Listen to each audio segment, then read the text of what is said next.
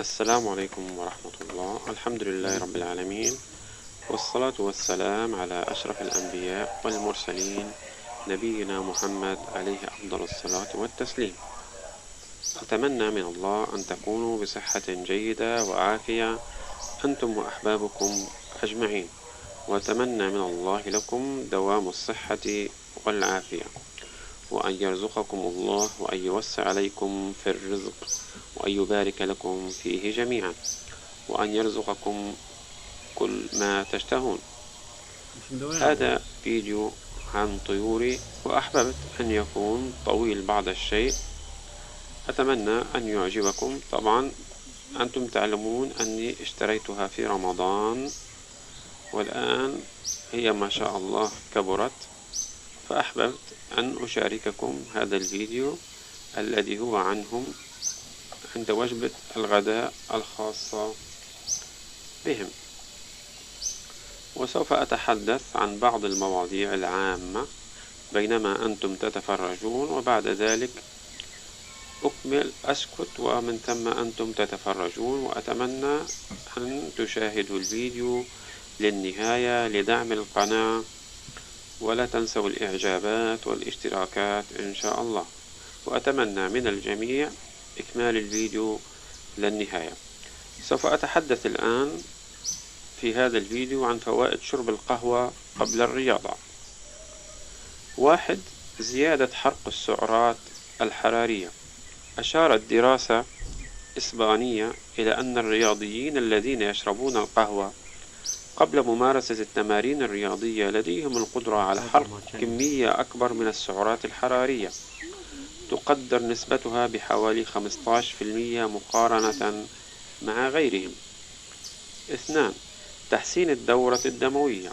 أشارت إحدى الدراسات اليابانية بعد قيام أعضاء بمجموعة من الأبحاث والدراسات والتجارب إلى فئات مختلفة من المتطوعين إلى أن دوران الدم في جسم الإنسان يتحسن بنسبة 30% تقريبا لدى الأشخاص الذين يتناولون القهوة المحتوية على كميات من الكافيين، بالمقارنة مع الأشخاص الذين يفضلون احتساء القهوة الخالية من الكافيين.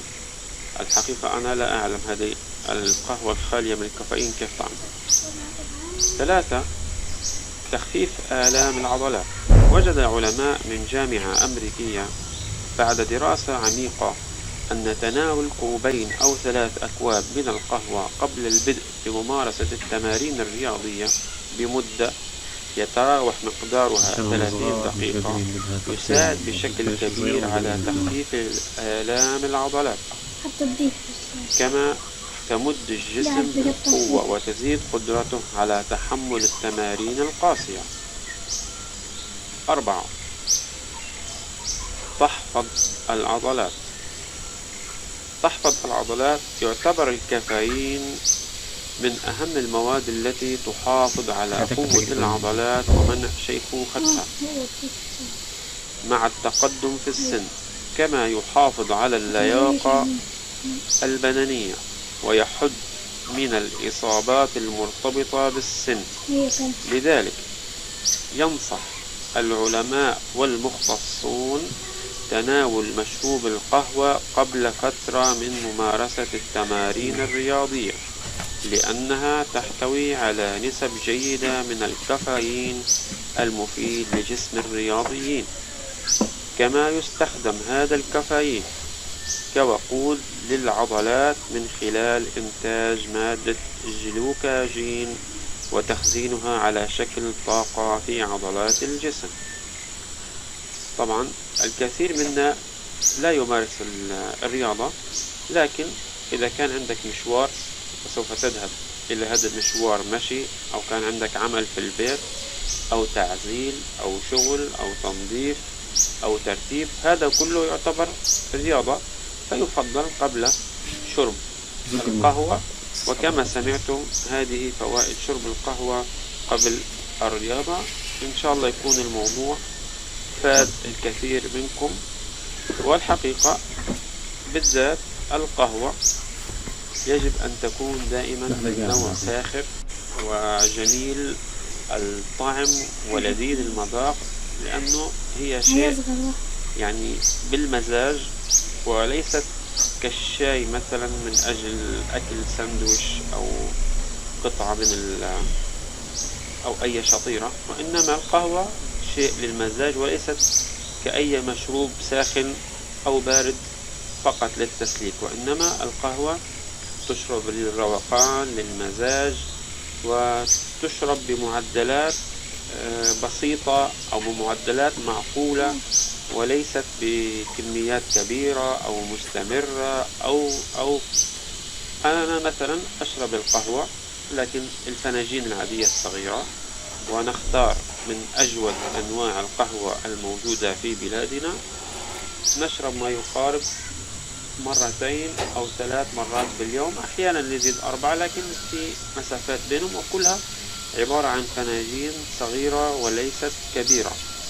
هناك البعض يشربها بالمج أو الكاسات الكبيرة، أشعر أن ذلك امتهان للقهوة وإقلال من حقها وقدرها. تشاهدون أيضا الكثير من الفيديوهات التي تتحدث عن القهوة، في صب القهوة، في تتحدث عن رائحة القهوة، وتجدونهم يكتبون أشعار في القهوة، وأكيد أنتم شاهدتم مثل هذه الأشياء، وإن شاء الله تكونوا استفدتوا من موضوع القهوة. كنت أريد أن أضع موضوع آخر غير القهوة، لكن نجعله الفيديو آخر إن شاء الله.